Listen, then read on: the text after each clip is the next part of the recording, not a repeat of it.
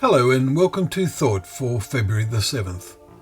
Our readings are Exodus chapter 15, Psalm 69 and Mark chapter 3. And our thought is, I will sing to the Lord. The occasion when we particularly sing with spiritual joy in our hearts is when a new brother or sister emerges from the waters of baptism. Consider then the song Moses and the people of Israel sang to the Lord in Exodus 15. It is a song about what had just happened, the deliverance of a nation, in reality the birth of a new nation, God's nation. Paul called it a baptism. See 1 Corinthians chapter 10 verses 1 and 2. The song starts, I will sing to the Lord, for he has triumphed gloriously.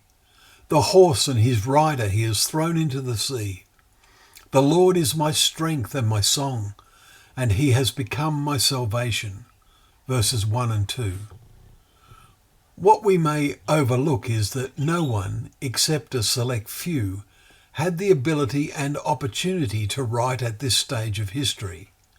Nearly all those who escaped from Egypt needed to have songs that they could learn off by heart, since there was nothing available for the masses of the people to read, even if they could read.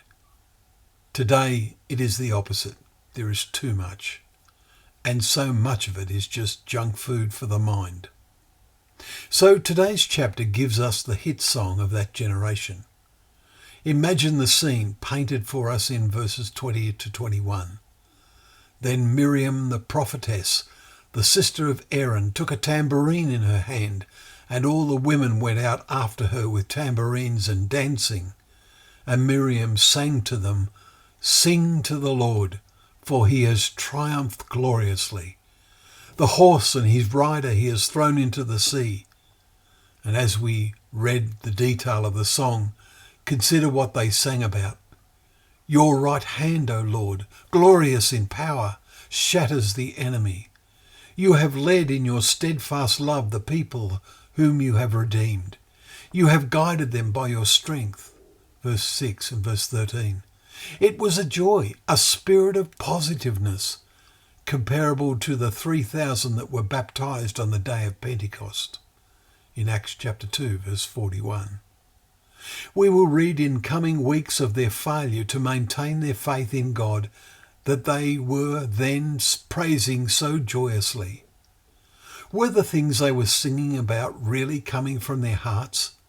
Did their meaning fail to create an inner conviction of faith? Were they only focused on the present? There is a modern saying that when the going gets tough, the tough get going. The wilderness was going to provide an awesome challenge.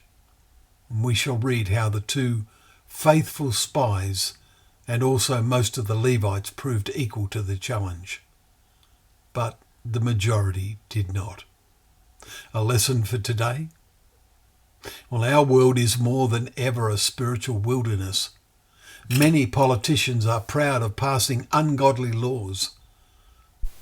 Paul warned in the letter to the Romans that those who practice such things as homosexuality, chapter 1, verses 26 and 27, were storing up wrath for yourself on the day of wrath when God's righteous judgment will be revealed. Chapter 2, verse 5. Let us sing to the Lord from our hearts, fully meaning what we sing, longing for the day when the Lord will reign forever and ever, which is how Moses ended his song in verse 18. Well, thank you once again for joining us for Thought for the Day, where together we can open up the pages of God's Word, knowing that Word to be a lamp to our feet and a light to our path.